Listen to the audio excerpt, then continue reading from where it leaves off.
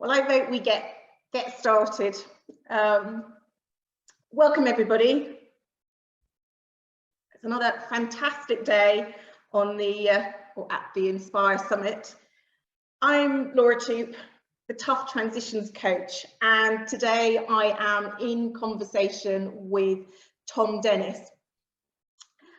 Thom describes himself as a polymath, and he's laughing because he knows I had to Google that word because I didn't know, ashamedly. So I'm going to pause there, Thom. Maybe you want to just let everybody know what is a polymath before I carry on.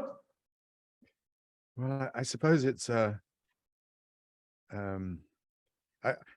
learned a lot of things. I've been on many courses, and I think what's been very interesting for me as I've developed is to bring that learning together. And so a polymath is someone who has studied many different specializations and brought them together in some way. I remember being criticized by a teacher some years ago. He said, if you dig many holes, none of them will be very deep, but if you dig one hole, then that'll be very deep. And so and not by design, but I have ended up digging lots of holes and enjoyed going to a certain depth with some of them, but it does mean that I think I can talk to a number of different topics, but none as a true expert, I would say. And you certainly have. You know, you have gone from engineer. I mean, I've got to actually check the list because it is quite a broad list.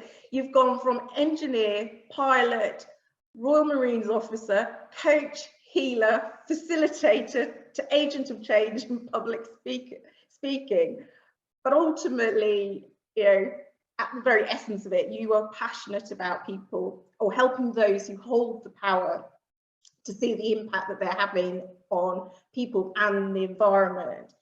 And specifically looking and focusing on elevating the feminine in women and men, both in society and business, because you see that as the way forward for true inclusion. So fabulous to have you here, Thom. I'm sorry to put you on the spot and go off script. That's cool. That's what polymaths do. Well, maybe I'm a polymath as well. Maybe I've learned something too as well. But ultimately, you know, where we're heading with this conversation is talking about leadership and how the style of leadership that got us to this point is not the one that is going to take us forward. We need, in order to get a different outcome. I think we talked previously and I think Einstein put it too well in saying that we can't expect, you know, the thinking that created the problems that we have now to be the same thinking that's going to get us out of those problems. And I think that's very much true for now, and the problem and the situation that we're in now, it's got to be different. What exactly is the challenge of the leadership style that's got us to this point? It's a big question, really. I think that, well, there are many aspects to this. The one that immediately comes to mind is the concept of growth. We live in a world which is measured by things like GDP and profit and bottom line numbers and so on. And yet we live in a finite world. We live in a world where our resources are finite, and yet our approach has been, and in many respects still is, that things are unlimited. Or if they're going to be limited, it won't be limited for quite a while, and therefore we can keep going as we are. And that's, you know, from a climate change point of view, that's produced all sorts of results of not investing in renewables in the way that we absolutely need, but also using resources in a very selfish, inconsiderate, unrealistic way. I was very struck by one of the speakers at the COP26, who was looking forward and saying, every organization needs to have as part of their purpose, a fundamental part of their purpose, is how to mitigate climate change. And it's like, wow, I mean, that was a 21-year-old activist. And I was thinking that is so sensible, and it makes so much sense. And yet, are we doing it? No, we're not. So it's like, in some ways, we're like lemmings. We're rushing as fast as we can, and nobody's noticing that there's a cliff at the end of the path. And so that thinking is part of the problem. I think also we've been very mechanistic. We've relied on science and linear thinking, sort of polarity, either it's right or it's wrong, either it's black or it's white. When actually, yeah, and it's just not like that. It's just not like that. The world is not like that. One of the great sadnesses of today is how many leaders are completely out of touch with the environment, completely out of touch with nature. There's somebody I very much admire who is working in organizations, and somebody wrote to him and said, look, since you've worked with us, we now spend 5 minutes at the beginning of every meeting in silence. And it's like, hallelujah. You know, if we did that, I mean, I've done a lot of work with different family and organizational constellation teachers over the years. That's part of my polymathery, is my real interest in constellations, because they look at the systemic root of problems. And one Svagita Liebermeister, he starts with a what they call a dynamic meditation, which takes about 45 minutes, and it's like really heavy gym to some pretty unusual music, let's put it that way. And at the end of that, you're completely wiped out, and you go and have a shower, and then you come back, and then you start the class.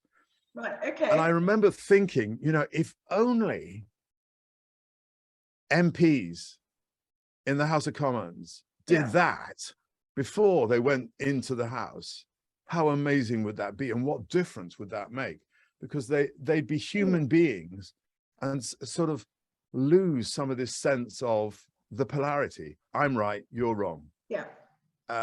So there are all sorts of mindsets that have got us to where we are. And you know, I mean, that's just a couple of them. Another, I think, is fear. Yeah. I think a lot of organizations are driven by fear. I facilitated a big offsite some years ago with a multinational, and you know, I took the trouble of speaking to each one of them. I think there were 26 in the room beforehand, and I knew something about the organization, and I could see their reorganization that they'd just done, what some of the effects of it were. And after about, I don't know, an hour or something, I said, listen, we're skirting around something. And I got a flip chart piece, and I drew not that I'm any artist, an elephant, or my representation of an elephant. And I put it down in the middle of the group, because I always work in a circle. And I said, what's the elephant? What's the elephant in the room? And out of the 26, I think 2 said it's fear. It's the fear that's in this room, and it's the fear that we, as the leaders in the organization, are generating. Yes. And there was a great sort of ripple of, oh, no, there's no fear in this one. We're really nice people. This company doesn't have fear in it. And it's like that denial, which, you know, as some people would call it, a willful blindness, which does characteristic an awful lot of leadership styles, is so damaging. It is so damaging. I think it's one of those things where it almost plays into this idea of we're seen as weak if, you know, we say we don't have all the answers. And, you know, it's, we of course we have to have all the answers, don't we? And that's where, you know, people are promoted into these places and we create the status quo, we don't move. Patience is saying here that organizations contain people and people are driven by fear. So if they're in charge, fear becomes your navigator. It really does. And of course, that doesn't breed, you know, all the things that, you know, you talk about, the inclusion, all it actually breeds ultimately is harassment, bullying, etc., etc. So in your mind, what are the key step changes that you have observed, you know, see that need to happen? I think people need to be human. I think we need to acknowledge that we are human, that we make mistakes. Yeah, that we're all perfectly imperfect. Yes, yes, yes. And so, you know, one of the traits of not allowing oneself to be vulnerable, and, you know, as we may sort of get on to talk more about this, it is typically a masculine trait, that is, I can't show myself to be weak, because if I'm weak, then I won't be respected. And even worse, I might be shown up for who I really am. And I'm so ashamed of that I couldn't possibly allow it to be seen. It's this, what do they call it? The imposter syndrome. Yeah. And so, I've forgotten your question now. But I think you're right. I mean, irrespective of what the original question was, yeah, we'll go back to that. But I think there was something, I've got a feeling it was something that was said in one of the talks yesterday, but I think it's really true. Unless people do the internal work, then there is always going to be this gap from, you know, who they are. And I think people so identify with, I am the leader, that's the title, it's not who they really are. So of course, what all that does is, if you associate it with being a leader, and a leader in your mind's eye does certain things and behaves in a certain way and does have to have all the answers, then, and if you don't have that, you know, internal connection with who you really are underneath, and feel comfortable in that space and are willing to be vulnerable about the things, as you say, that you do or don't know, then it is a huge gap to bridge. And effectively it's covered up by, you know, I used to refer to as the lipstick and, you know, high heels and Supergate, but it's all a veneer. And, you know, I think it's, you know, that Carole Elam saying, you know, that fear can result in a toxic environment. And well, it normally does. Yeah, well, absolutely. You know, and that's where the dynamics really need to change. And I suppose the question I was really sort of asking was, you know, where do we go from here? You know, what are the real key things that we have to address as whether it's leaders, employees, managers, organizations, probably more generally, to create this step change that's got to happen. I mean, you talk about a willingness to be vulnerable. But how, yeah, I started out by saying, you know, accept that we're all humans in all of this. One thing that needs to change is education, because this is not going to be a quick fix. It's one of the things you know, I listen to Any Questions on the BBC, they're always after the quick answer, right? Yes, never mind the future. What do you need to do today? And it's like, yeah, and you know, the quick fix is never actually the right fix. Yeah. So which is why, you know, I so emphasize what we try and do, which is to work at a systemic level. You know, when a problem presents and you go into an organization, they say, oh, well, here's the problem, fix it. Yeah. And I always say, well, hang on a minute, let's actually just sniff around here, because what is presenting is so rarely actually what needs to be addressed. Yeah. So education, and by that I mean that particularly men, but also I think women as well to a lesser extent, we're brought up with certain beliefs and behavioral patterns which we carry through our life, and they play out. The more power we get, the more those patterns actually can be emphasized. You know, we don't. One thing that I think is very exciting is the study of trauma, because what's happening there is that all the real world experts have got together and they've brought all their different ideas and learnings, Yeah. and they're now presenting together. I mean, it's completely amazing. But what that then begins to reveal is how so many leaders are actually deeply damaged from childhood normally. And it's that dealing with that damage which creates the drive and the power that takes them to the top of organizations, which is great on one side, Yeah. but it's also intensely damaging on the other, because they play out those patterns with the people for whom they are responsible, which is well, it's dreadful. So that's one thing. I mean, yes, we have to be vulnerable, and then, you know, I look at this often from a masculine and feminine point of view, because you can call them strengths, you can call them traits, you can call them principles.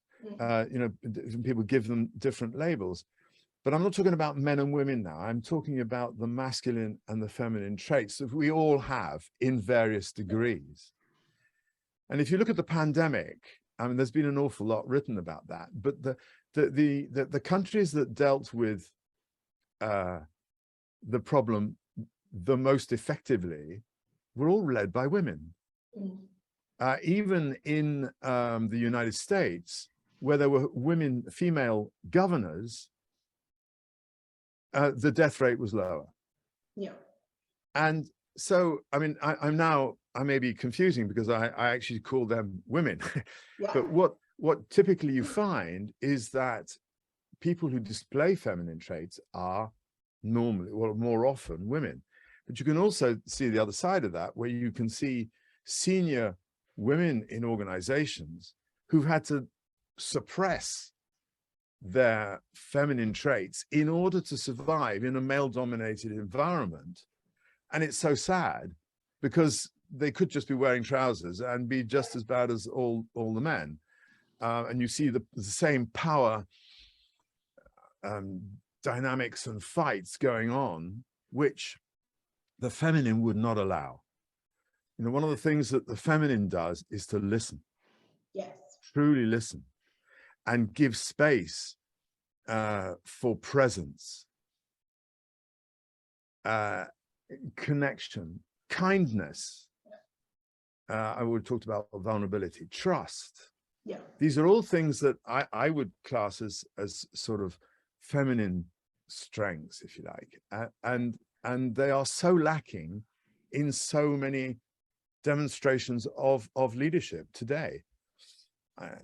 You know, it's probably the bottom line, and you know, you make a really good point, and I totally, you know my backstory, and you know, 8 years ago when I was in that corporate world, you know, if I showed any sort of real level of feminine energy, or you know, well, two things would come up. One is that, you know, I was sharing too much of myself, yet, you know, to enable the team out in the field to be really engaged within, you know, 10-month window, which is what we had to work with.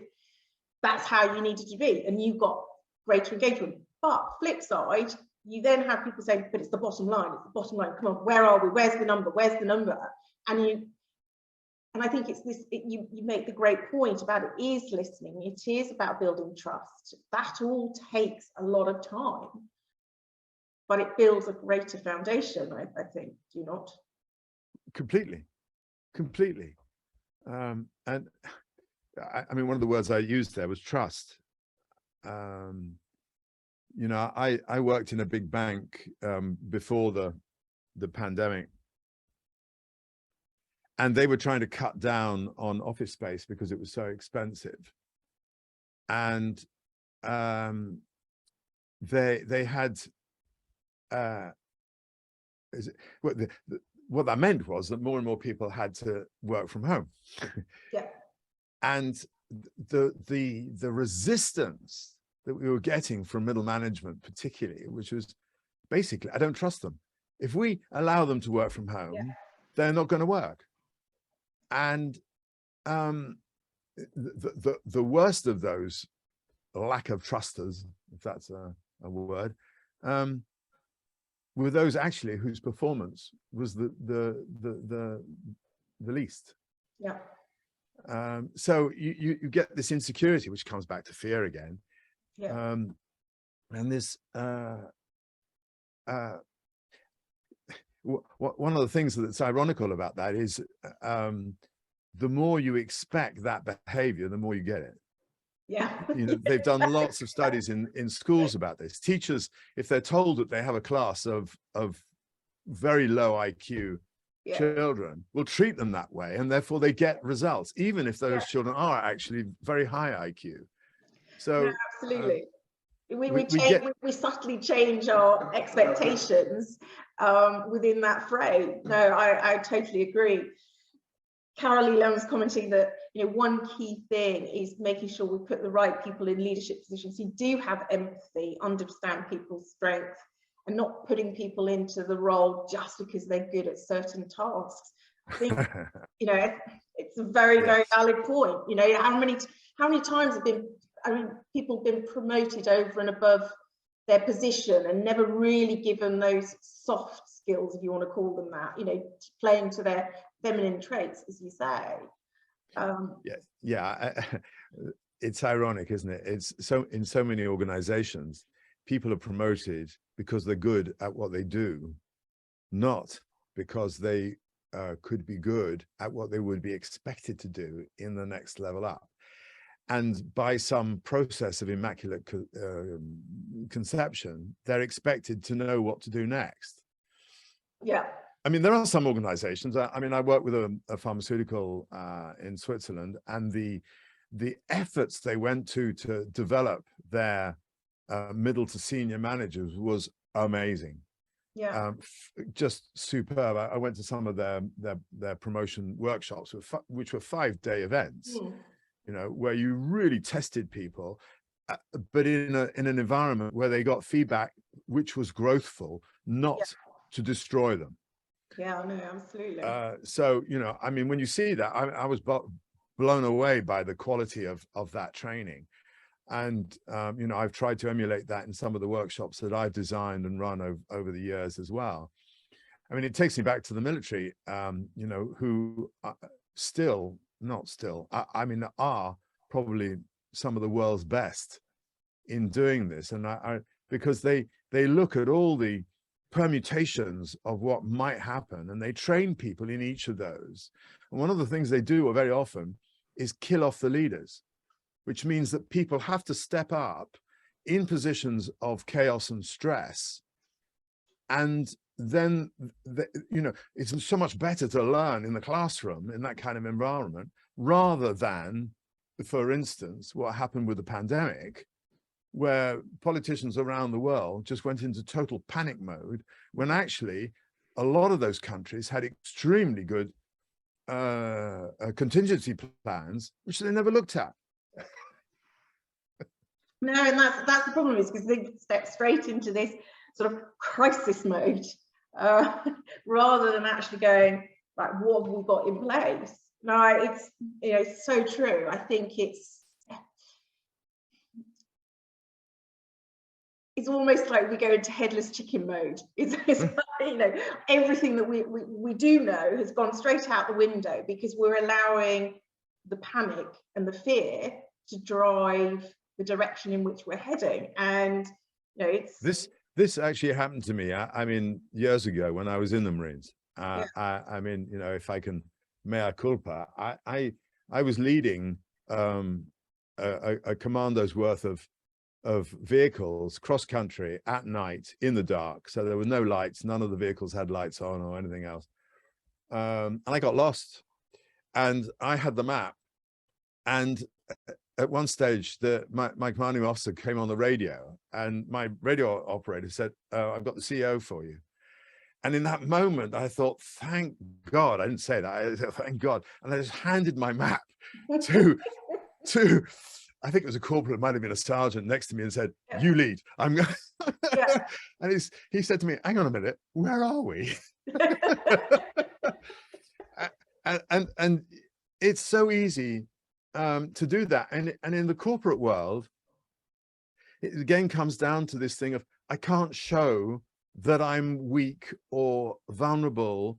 I've got to, I'd much rather lead everybody down the wrong path than actually admit that I need some help. Yeah. And one of the great traits that you see of really good leaders is they surround themselves with people not like them, Yes. but who know things that they don't and have got different experience. Yeah.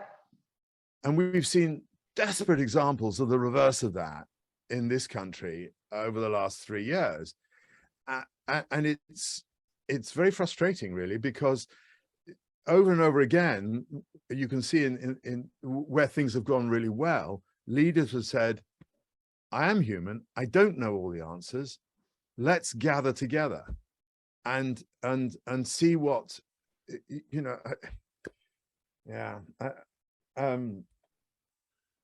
remember, you remember in the Gulf of Mexico when the Deepwater Horizon, the oil rig, blew up. It went down in the Gulf of Mexico, and I was actually due to facilitate the leadership team of the operators of that rig.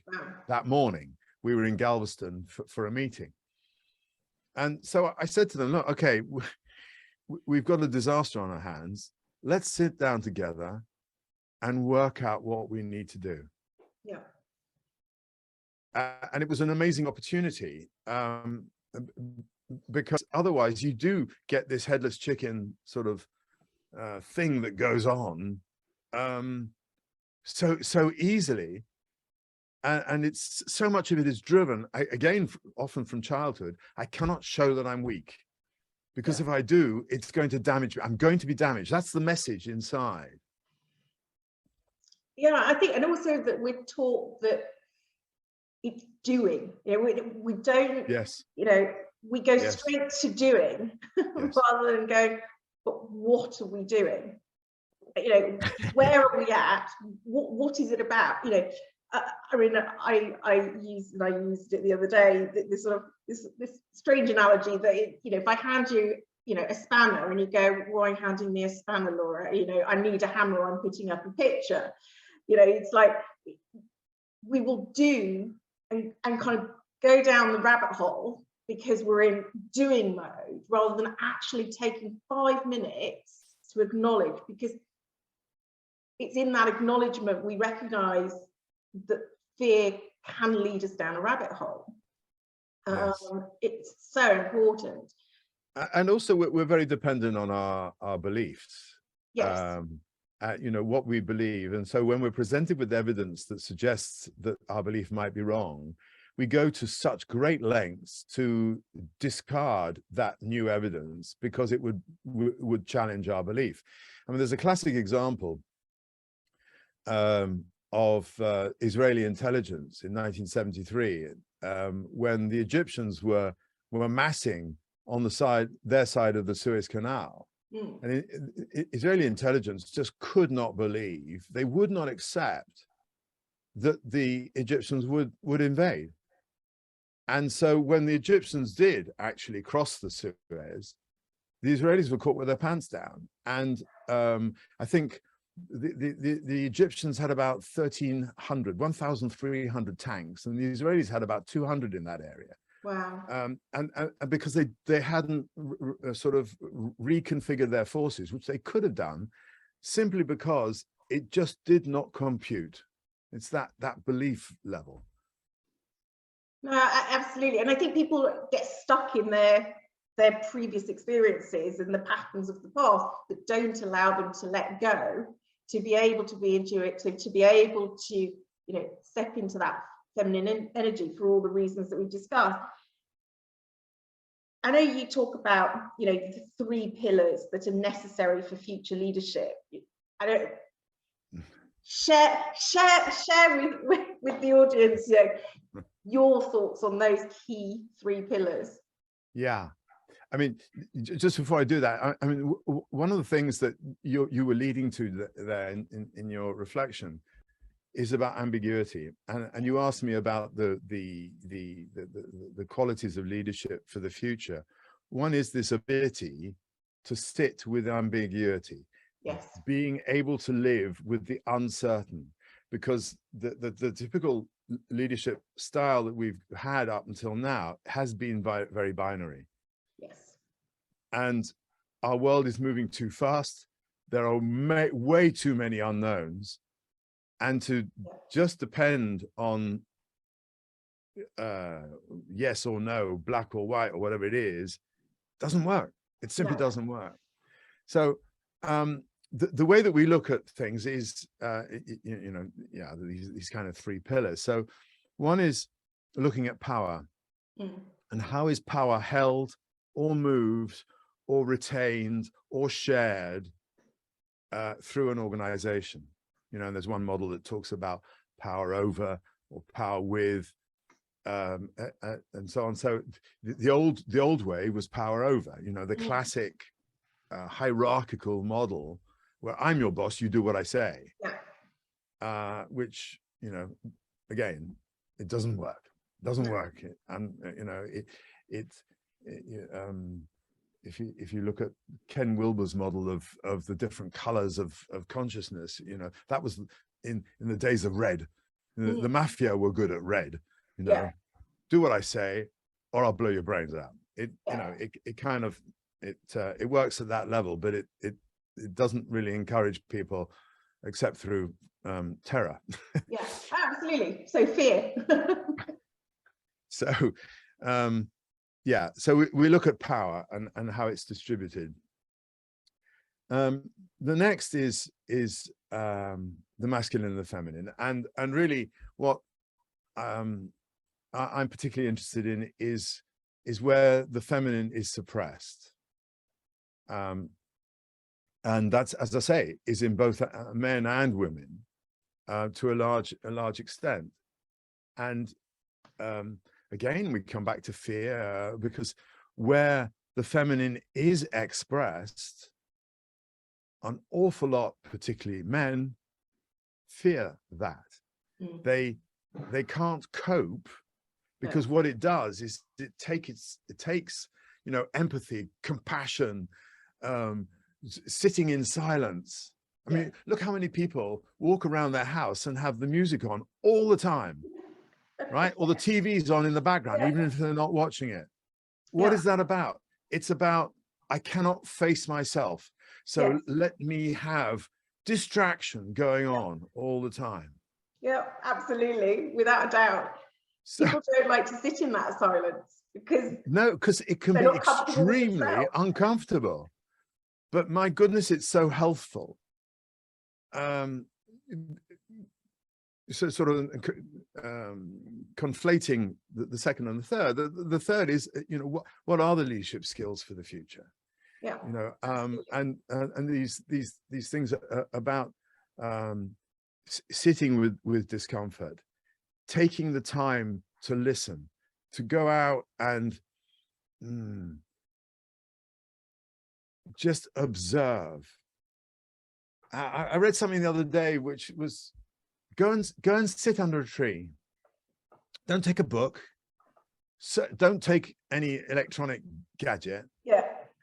Just sit under a tree and just be. You know, you talked about doing. The opposite of doing is being. Being, yes.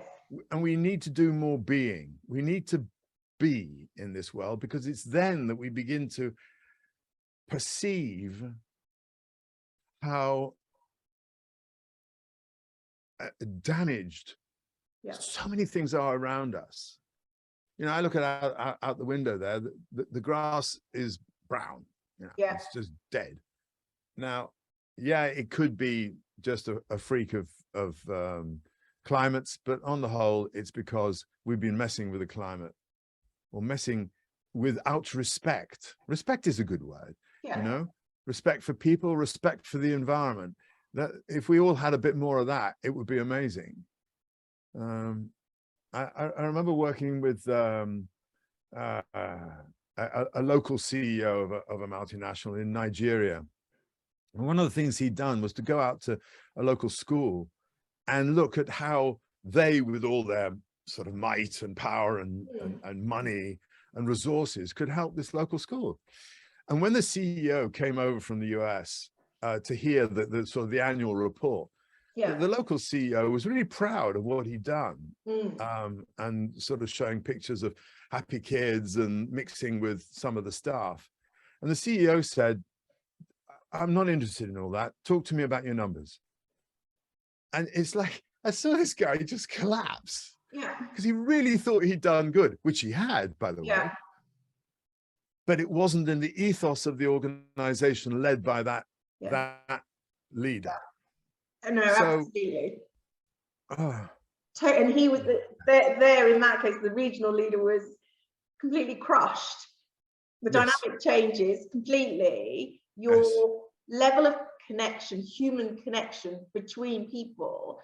And also, you know, for me, it's something that we increase our loyalty to a cause, to a leader, to an organization, when we're connecting on a very human level. And, you know, we're far more likely to achieve greater results with a happier workforce when it's led with this compassion. You know, when you talk about, when you talk about happy, and you think about Sanna Marin, you know, the Prime Minister of Finland, who's been pilloried because she was having some fun, some good time.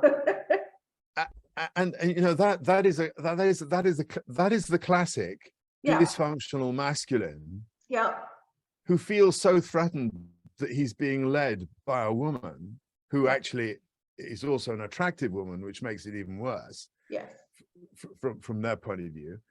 And so they've got to try and destroy them somehow, and that's the best they can come up with. It's so sad. And it is so sad, you know, because, you know, as she said herself, you know, I don't feel personally the need to justify, but I will stand up and justify. And I think it's that dynamic that's got to change. And yet, you know, ironically, Finland has got one of the, you know, country's population is one of those that's deemed to see, you know, the most flourishing human beings within its nation relative to others across, you know, Europe. So, you know, if they are still getting that, how much has the rest of the world got to do to even catch up to even vaguely be half of where Finland are? There is a lot of work to be done. There's been, I think, in the last couple of years, quite a backlash from the do I say dysfunctional masculine, or do I say men? I think this is largely men who have felt so threatened by a successful woman, or many successful women. And that's why, you know, you had Donald Trump. I won't perhaps mention examples in this country, it's a bit close to home, but there's plenty of them. But Viktor Orban, you know, in Hungary, these people have and of course, if you go further east, in Afghanistan, for instance, the steps back that the condition, the state of how women can thrive has been so damaged. And of course, Roe v. Wade in the States is another example of that. So, you know, the thing is, the pendulum swings, and it goes, and I suspect, well, it's going to be very interesting to see what happens in the States in the autumn elections, whether actually the Republicans have gone too far. You know, I talk about the political world, but you know, we see these lived out in organizations, these dynamics. We see it, you know, lived out. I mean, we talked before about, I mean, nothing more, you know, in the recent times there's been the success of the English women's football, yes, led by a woman who, you know, didn't chop and change. She wasn't chasing the, you know, she was keeping the team steady so that the team really built. The audience at Wembley for the final, there was no rioting, which was complete and utter contrast to, you know, the men's final the year previous. Or another football match that took place the same day, which was a men's one, where there was all sorts of rioting and stuff. And that for me is the impact of tapping into that feminine energy, and what a different outcome we can achieve as a result of tapping into that energy in life, just generally, whether it's, you know, in the organization, as leaders in organizations, managers and so on. For me, I think that is a very visible, tangible, you know, positive outcome of tapping into those feminine traits. Yes, I would venture to suggest that if P&O had been managed by a woman, you would never have seen that the appalling decisions that were made that just fired people, some of whom had been with the company 20 and more years, in order just to save a bit of money. Yeah. I just don't think that, you know, the feminine would not accept that. Just wouldn't think of it. I would agree with you, Tom. And so if there was one final thing that you would want to leave the audience with today, what would that be about the future of leadership? Well, I'm surprised that this is what's come up in my mind, but the word that's come up in my mind is listening. Yeah. Because I think that if we only listen, we have so many examples of people talking at us. And you know, we are in a very difficult situation right now, a social situation, and there is massive fear around, quite justifiably, what's going to happen in this country and many other countries, because of a system which actually makes no sense. It doesn't make any sense.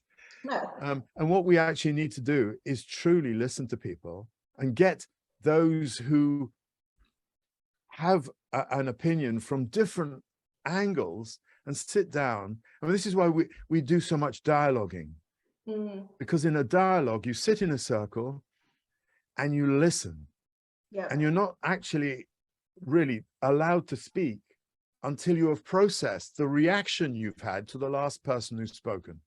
Yeah. Right. So I can own my reaction to that, as opposed to trying to make a point, because I wanted to do that anyway, regardless of what the last person has said. We need to be nice to each other and listen. And I think you said it earlier on in our conversation, be human. And accept humanity in others. Absolutely. Which means judging less, which is another one. Yeah, absolutely. Absolutely. It's been an absolute pleasure to be in conversation with you today, Tom. I know you and I could carry on for a very long time and try and put the world to rights in leadership and how do we change this world for a better place. But for now, thank you ever so much. I will just check there are no questions. Thank you to everybody who's joined. Yeah, Joe, I totally understand you have to go.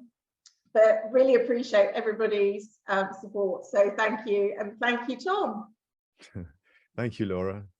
And thank you, Carole, for putting together such an amazing series of events.